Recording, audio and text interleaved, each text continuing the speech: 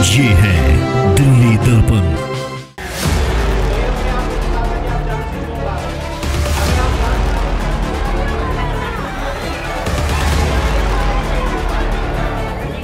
नमस्कार, आप देख रहे हैं दिल्ली दर्पण टीवी। मैं हूं आपके साथ डिम्पल भारद्वाज। इस वक्त हम मौजूद हैं नॉर्थ एमसीडी सिविक सेंटर के सदन में मौजूद हैं और यहां पर आज एक जनरल सदन यहां पर लगना था, लेकिन ये सदन भी इस बार हंगामे की भेंट चढ़ गया। हमारे साथ नेता विपक्ष विकास गोयल मौजूद हैं, उनसे बात करते हैं। शुरुआत कहाँ से हुई, क्योंकि हमने देखा बहुत ज़्यादा हंगामा हमने यहाँ पर अभी हमने देखा कि आम आदमी पार्टी भी नारे लगा रही थी, बीजेपी पार्टी भी नारे लगा रही थी। शुरुआत कहाँ से हुई?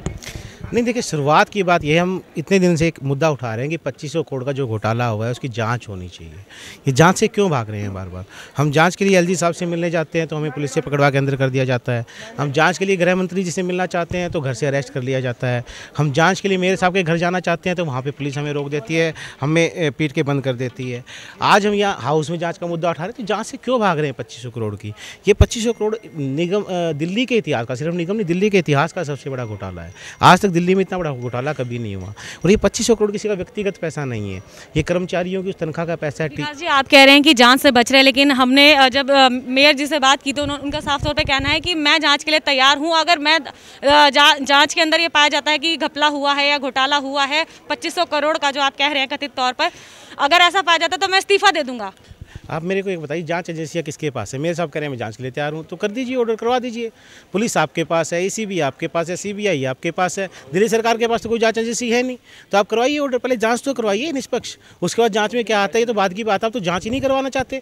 आप एक तरफ कहते हैं मैं जांच के लिए तैयार हूँ, लेकिन जब दिल्ली विधानसभा का स्पेशल सेशन बुलाया जाता है और उसमें एक रिजोल्यूशन पास किया जाता है कि इस मामले की सीबीआई से जाँच होनी चाहिए, तो भारतीय जनता पार्टी के 8 के 8 विधायक उसके खिलाफ वोट करते हैं। तो इनकी मंशा को दर्शाता है, कहते कुछ हैं करते कुछ हैं। और ये घपला कितना बड़ा है और उसके तार कहां तक जुड़े हुए हैं। आप की जांच कराओ, सीबीआई जांच, दूध का दूध पानी का पानी हो जाएगा। आप लोग कहते हैं 2500 करोड़ का घोटाला है, वो लोग अपने 13,000 करोड़ की मांग करते हैं, और उसके बीच में जो चर्चा है, आम जनता के लिए चर्चा होनी थी सदन के अंदर, वो कहीं ना कहीं बाधित हो जाती है। देखिए, इस टाइम सबसे बड़ी जो समस्या है कर्मचारियों की तनख्वाह को लेकर है। उसके लिए काफ़ी कर्मचारी यूनियन कोर्ट में गई। 2 बार कोर्ट अपना फैसला दे चुकी कि दिल्ली सरकार को कोई भी पैसा निगम का नहीं देना। अब ये कोर्ट से भी बड़े हो गए, जो 13,000 का आंकड़ा कहीं से भी ले आते हैं।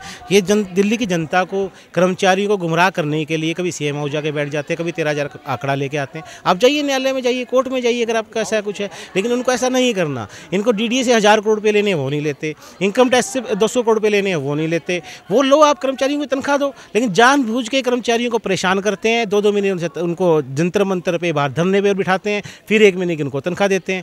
जानबूझ के दिल्ली सरकार को, दिल्ली की जनता को परेशान करने के लिए ये ऐसी नोटंकी बार बार कर रहे हैं। और ये पहली बार नहीं, आपने पीछे भी देखा होगा, 4 महीने डॉक्टर हड़ताल पर बैठे, फिर एकदम मेयर साहब आए और 1 महीने की तनख्वाह दे दी। फिर इनके पास पैसे कहाँ से आ जाते हैं? तो इनके पास पैसे हैं, इनकी नीयत खराब है, इनकी मंशा खराब है। इन्होंने 15 साल में भ्रष्टाचार कर करके एमसीडी को इतना पंगु बना दिया कि आज एमसीडी के टीचर, आपने परसों पेपर में देखा होगा, रेडी लगाने को मजबूर है। इससे शर्मनाक बात कुछ हो नहीं सकती।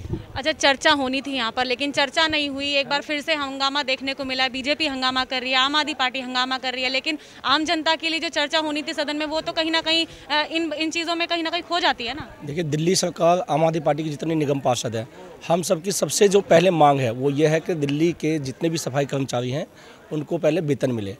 और ये अच्छी तरह जानते हैं कि जब हम इनसे वेतन की मांग करेंगे, या इन्होंने जो 2500 करोड़ का जो घोटाला किया जब उसकी मांग करेंगे, उससे बचने के लिए इन्होंने इतने सारे जो है मतलब इस तरह के जो घटिया नोटंकी कर रखी। अभी आपने देखा कि मेयर साहब अपनी सीट से उठ के भाग गए। अगर आपको पता है वास्तविकता कि जाँच होनी चाहिए, कर्मचारी को सैलरी मिलनी चाहिए, अधिकारी को टाइम से तनख्वाह मिलनी चाहिए, अगर उन सब चीज़ों से अगर आप नहीं कर पा रहे हैं, किसी तरह से कोई दिक्कत है, तो उस बात को आप सामने रखिए और ये कहते हैं उसको जांच करवा लीजिए। जांच एजेंसी आपकी, सीबीआई आपकी, केंद्र सरकार आपका। दिल्ली सरकार भी तो जांच के आदेश दे सकती है। देखिए, दिल्ली सरकार आदेश दे सकती है, लेकिन जब आप एक मेयर साहब इस बात को कह रहे हैं कि जांच कराइए, तो इससे ज़्यादा घटिया बात कुछ हो नहीं सकता। आज आप देखिए, हाउस के अंदर हम लोग सबसे पहले डिमांड कर रहे हैं कि कर्मचारियों को, अधिकारियों को तनख्वाह मिले ताकि वो लोग सही से काम करें, लेकिन मेयर साहब हर 2 मिनट बाद सीट से उठ के भाग जाते हैं। इसका मतलब कि इनकी मंशा ठीक नहीं है। आप जांच की बात कर रहे हैं, वो कहते हैं हम जांच के लिए तैयार हैं। दिल्ली सरकार क्यों नहीं ऑर्डर पास कर रही है इसके लिए? देखिए, दिल्ली सरकार ने अभी भी, आपको पता है, दिल्ली सरकार की मंशा एकदम साफ है कि जिस तरह से इन्होंने 13,000 करोड़ का इन पे आरोप लगाया है, और ये हमारे सफाई कर्मचारी कोर्ट में गए, वहाँ पे हाई कोर्ट ने भी कह दिया कि उन पूरी तरह से दिल्ली सरकार से 1 रुपया भी लेना देना नहीं है। हमारी मंशा एकदम साफ है, हमारी मंशा में 1% भी कहीं नीयत में खोट नहीं है।